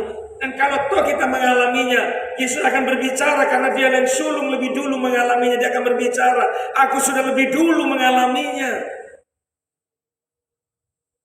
Lebih dulu mengalaminya. Jadi tidak usah kaget, tidak usah kalau kita mengiring pribadi Yesus. Apa yang Yesus jalani, di situ pun juga kita berjalan. Kalau Yesus dipelihara oleh Bapa, Yesus dikuatkan, Yesus tidak dibiarkan oleh Bapanya, kita pun juga tidak akan dibiarkan. Sederhana saja. Sederhana kalau kita bisa pandang tentang hal ini. Ya kan? Ikuti saja jejak Yesus. Selesai. Tidak akan ada banyak jejak lain. Ya, karena jejak lain itu karena kita tidak mau ikuti jejaknya. Ikuti saja jejak Yesus. Sampai kita. Itu pelajaran Yosua pasal 3 dan seterusnya itu. Pelajarannya. Kalau Yesus, contohnya saya mengikuti seseorang, orang itu berjalan ke tintina, saya ikuti saja. No? Yang penting saya tahu bahwa saya mau ke tintina. Pasti akan sampai ke tintina, karena saya ikuti. Orang itu memang ke tintina, ikuti saja. Ikuti saja. Ya kan? Pasti sampai itu. Tidak mungkin tidak sampai. Ikuti saja jejaknya. Kita katakan aku rindu kerajaan surga, sedangkan Yesus sudah duduk di sebelah kanan Allah Bapa. Ikuti saja jejaknya, pasti sampai. Kita sendiri yang mau cari jalan sendiri. Satu ketika pada waktu ke TBI, semua tim motor sudah berangkat. Saya sendiri mengalami kesulitan karena ada kerusakan lahar belakang itu rusak dan saya ditinggal duluan mereka. Akhirnya saya tinggalkan kendaraan motor, saya jalan kaki. Saya jalan kaki, saya tahu itu jalan kalau ke TBI itu. Melingkar ke sana. Melingkar, belum masuk di kandang sapi. Saya lihat ini gunung, saya mau potong. Saya potong saja, lurus-lurus saja, tak mau belok-belok. Terus saya potong. Saya potong terus, saya potong terus. Ternyata pada waktu saya potong di pertengahan, ternyata ada satu titik paling tinggi dan tertutup alang-alang, kelihatannya rata, padahal tinggi. Tapi karena saya sudah komitmen mau potong, saya potong. Saya potong sampai di puncak situ, baru saya cari-cari jalan lagi. Nah ini jalannya. Saya mengalami kesulitan. Ya, saya mengalami kesulitan. Tetapi akhirnya saya urut kembali. Oh, di situ pertemuan, baru saya potong kembali. Setelah saya ikuti jalan, ya, seandainya saya ikuti jalan itu, saya tidak terlalu mau berpikir jauh. Penting jalan saja, ikut saja, pasti akan sampai. Tapi karena saya potong-potong, jadi saya bingung sendiri, sibuk sendiri, capek sendiri. Seringkali kita seperti itu. Tuhan sudah berikan jalan, dulu jalan. Makanya bangsa Israel itu kenapa dibawa berputar 40 tahun? Ada jalur Filistin lebih dekat. Karena Tuhan tahu siapa itu Israel. Kalau toh kita menghadapi banyak perjalanan, ingat karena Tuhan tahu siapa saudara, siapa. Makanya kenapa Tuhan bawa begitu banyak pergumulan, begitu banyak tantangan? Karena Tuhan tahu kita ini kadang masih keras hati. Kita ini kadang masih jadi orang yang tidak mengerti rencana Tuhan. Makanya dibawa dengan pengalaman-pengalaman. Sampai kadang pengalaman itu mempermalukan kita. Harusnya kita sadar itu, harusnya kita mengerti. Kenapa aku dipermalukan? Kenapa itu bisa terjadi kepada siapa? Iya. Karena sebenarnya Tuhan itu ingin membawa kita kembali. Tuhan ingin mengubahkan kehidupan ini. Kalau kita melihat kan 100 kali lipat dan dengan hidup yang kekal, itu baik nanti. Jadi dalam suatu pelayanan, saya singkatkan, dalam suatu pelayanan, saudara jangan takut, mari kita bawa pandangan kita jauh ke sana. Seperti Tuhan mengajak Petrus dalam pandangannya, apalagi kita hamba-hamba Tuhan. Kalau kita sudah jauh ke sana, maka apa artinya itu penderitaan? Maka apa artinya itu kesusahan? Karena kita tahu bahwa segala sesuatu Allah sudah menyediakan yang lebih baik dari apa yang kita alami.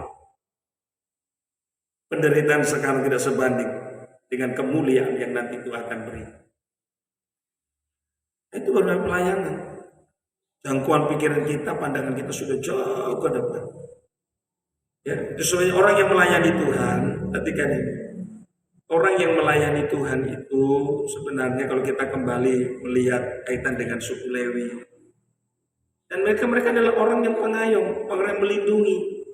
Jadi perhatikan imam-imam sejarah langsung ini sudah penataran imam sebenarnya. Orang yang melayani sebagai seorang imam melayani. Saya tambahkan saja nanti kita tidak usah, tapi tidak saya ulas jauh. Tolong dalam bilangan pasal yang ketiga. Lebih dahulu kita akan lihat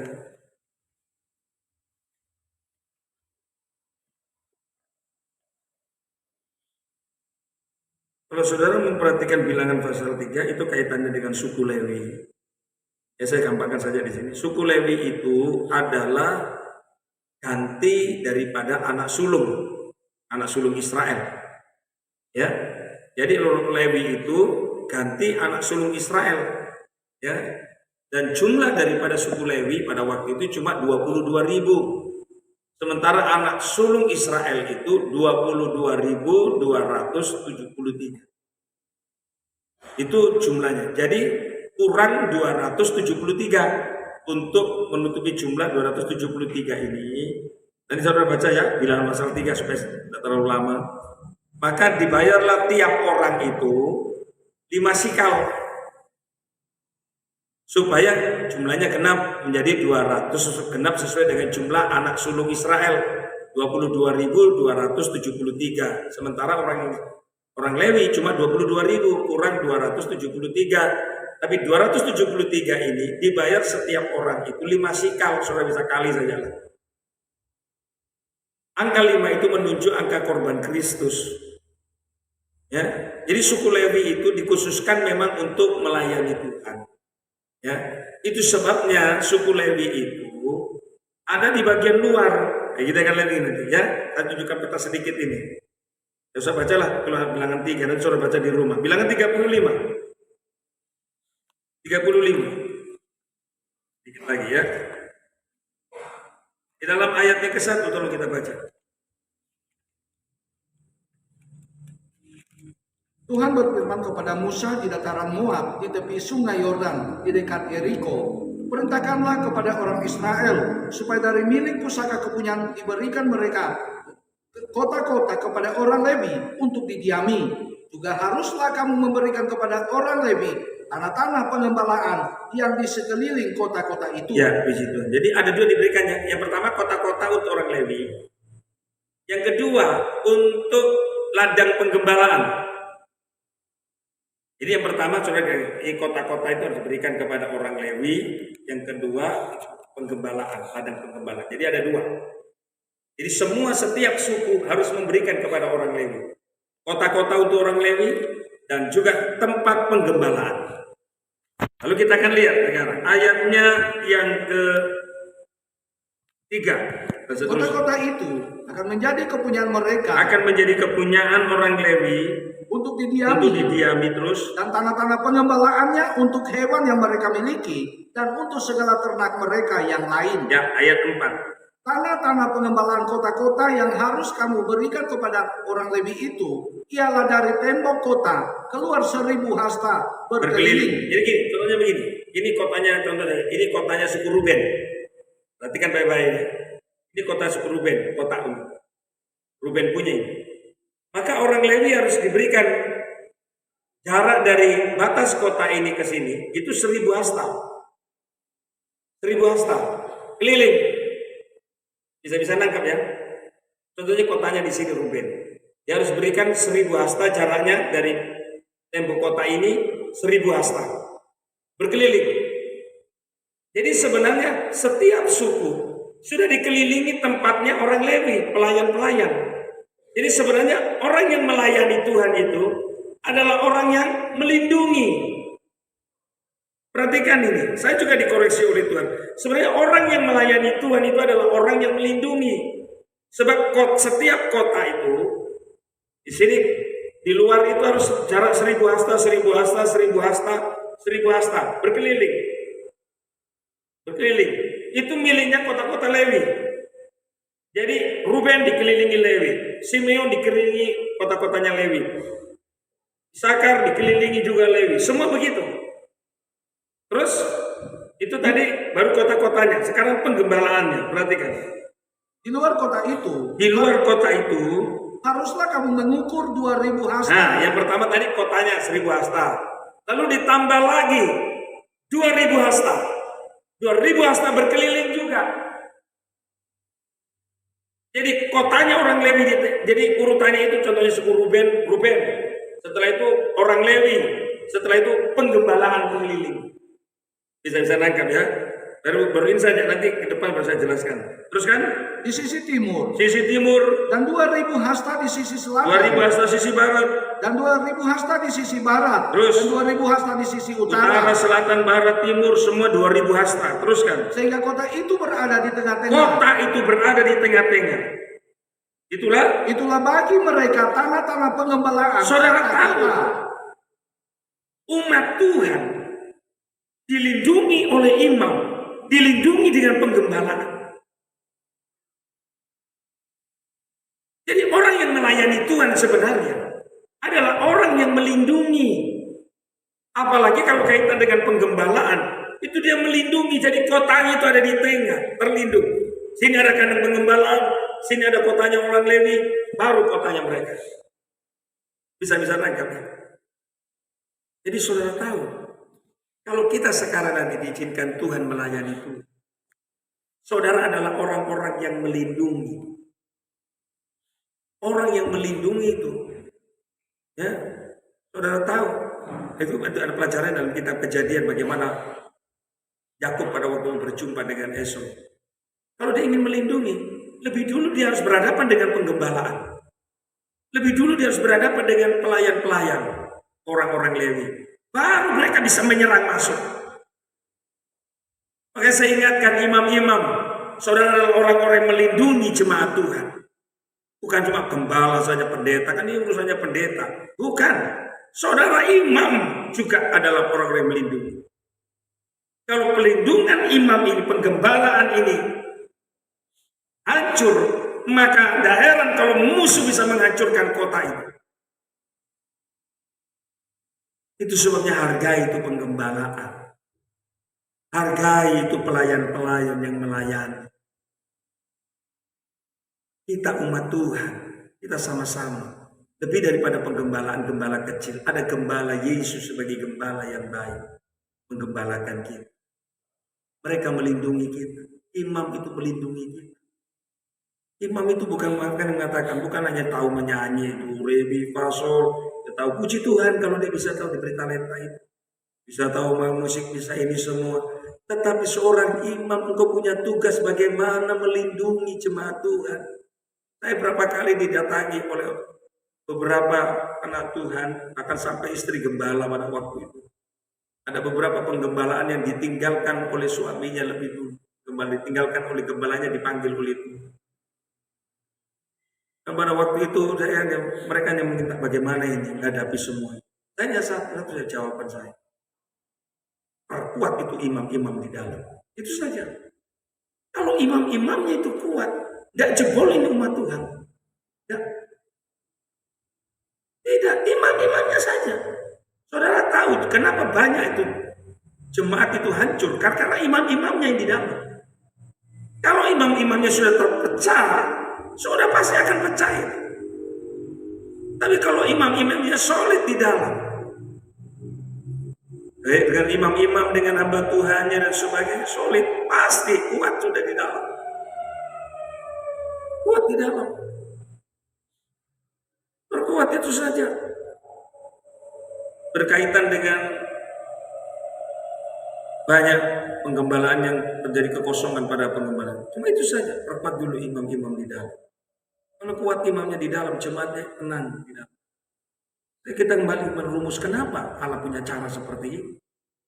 Kenapa harus diberikan kota-kota kepada Lewi? Kenapa harus diberikan? Kan cukup kotanya sudah, tidak ada lagi ada tempat penggembalaan. Kenapa dikasih lagi? Dan saudara tahu, 2000 hasta penggembalaan, 1000 hasta kota-kota daripada orang Lewi, lalu kota-kota mereka. Jadi pelajari dalam kitab Yosua itu setelah mereka merebut kota-kota itu. Saya ingin mengabar kepada kita semua, pelayanan kita yang kita kerjakan adalah perlindungan bagi jemaat Tuhan. Ayo imam-imam kita saling melindungi, jangan seorang pun akhirnya menjadi lemah. Itu yang seringkali, kalau imamnya kalah, hamba Tuhannya kalah, penggembalaan sudah pasti jebol ke dalam itu. Musuh itu akan menghancur. Musuh akan menghancur. Ya, kasihan umat Tuhan. Makanya mari, ya, sebelum mengakhiri firman Allah ini, saya mendorong Bapak Ibu. Nanti kita akan lanjutkan dalam pendalaman Alkitab.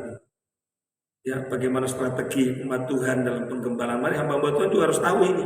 Kalau tidak kamu pontang-panting kamu. Saya sendiri pun ya ajar Tuhan untuk mengerti ini. Itu pun masih pergumulan. Ya, itu pun masih pergumulan. Apalagi kalau sampai tidak tahu. Itu sebabnya cara Yakub untuk berjumpa dengan Esau, karena dia tahu bahwa Esau akan membunuhnya. Dia tahu, dia pakai strategi. Dia pakai strategi untuk supaya bisa tertolong. Strategi. Orang siapa yang lebih dulu berjalan, siapa lebih dulu di depan itu. Orang lebih dulu lagi. Itu ada strateginya itu. Dan itu cara Allah untuk menolong penggembalaan ini. Itu sebabnya hargai itu pelayan-pelayan Tuhan. Hargai itu imam-imam. Saudara tidak rugi kok melayani mereka. Saudara tidak rugi melayani hamba-hamba Tuhan. Bukan saya berbicara supaya saudara melayani saya dengan penghidupan saya. Bukan. Dijauhkan Tuhan hati saya. Tetapi kita tidak akan pernah rugi melayani. Tidak akan pernah rugi. Kita puji Tuhan. Saya bukan banding-bandingkan cuma sini teman-teman lain dijauhkan. Tetapi mari kita belajar. Saya sangat merasakan kalau di tempat penggembalaan lain bagaimana mereka memperhatikan kami hamba Tuhan. Mereka perhatikan mereka. Sampai saya tidak mampu. Kemarin saya di Palu sampai tidak mampu saya. Saya tolak-tolak saya. Tom, suruh makan kalidok. Makan kalidok. Sudah suruh makan kalidok. Pokoknya kita tiap hari mau dibawa keluar.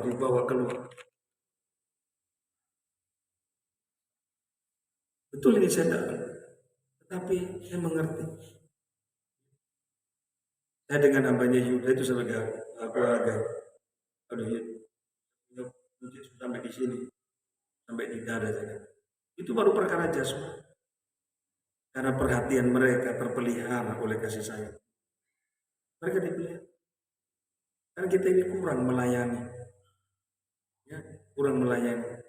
Bukan karena ada hamba-hamba Tuhan ini baru saya bicara, tidak dijauhkan. Saudara tidak rugi melayani hamba. Ya, saudara rugi melayani hamba. Tidak apa-apa, sekali-sekali. Saudara telepon, Om, pemakan hamba-hamba Tuhan, belum, mari yuk, kita traktir mereka. Salah enggak? Salah. Tidak. Saya mengatakan bukan keluhan, dijauhkan Tuhan yang saya menyatakan. Saya ingin supaya kita jemaat, saudara tahu, posisi seorang imam, posisi seorang hamba Tuhan itu tidak.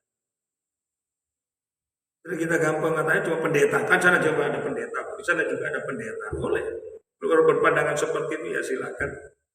Tetapi saya mengatakan, bukan berarti saya cuma ingin supaya kami ini dihargai, dihormati, tidak.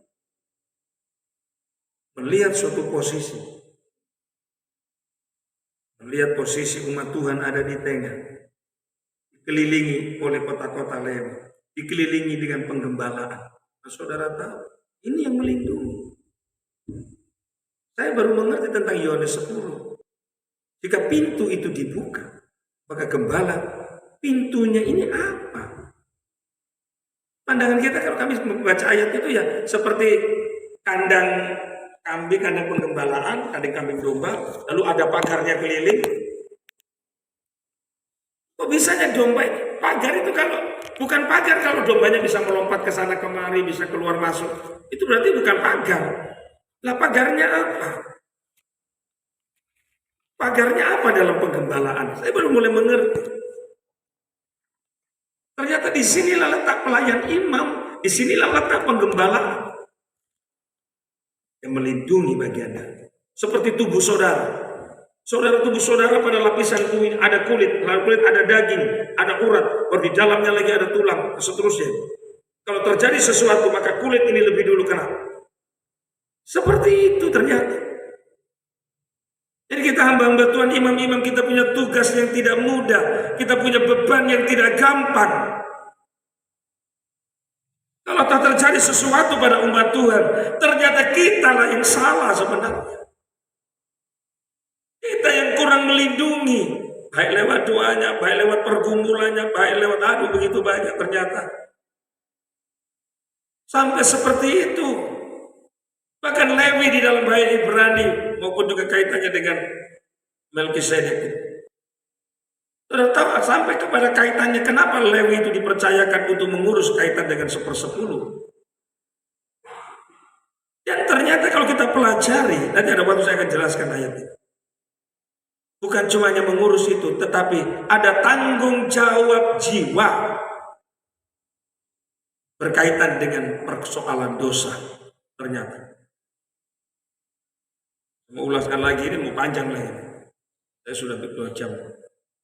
Ini kita bisa melihat bahwa Tuhan mau supaya kehidupan kita ini mengerti.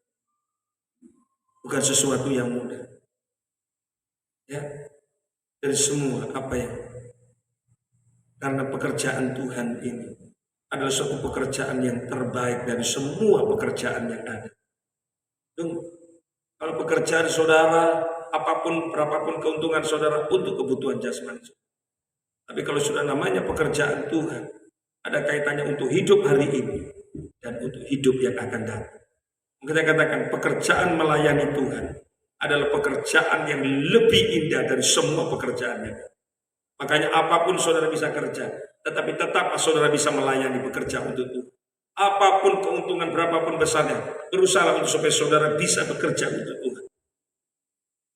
Karena itu mengandung janji baik untuk hidup hari ini maupun untuk hidup yang akan datang.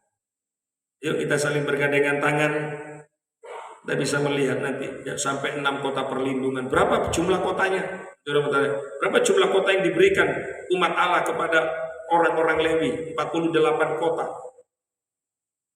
Lalu 48 kota itu. Ya. Kalau kita bisa pelajari tentang semua. Itu anak katanya 16, 16, 16. Angka 16 ini kalau kita bisa pelajari juga nanti ada kaitannya dengan 6, 6, 6. Kemampuan kita menghadapi kekuatan antikris. 6, 6 itu 18. Kalau berbicara tentang angka-angka yang itu kaitannya dengan antikris. Kemampuan kita menghadapi antikris. Bagaimana seorang bergembala, bagaimana seorang melayani dan di dalamnya itu akan terlindungi. Saya percaya Tuhan Yesus akan terus menolong kita semua.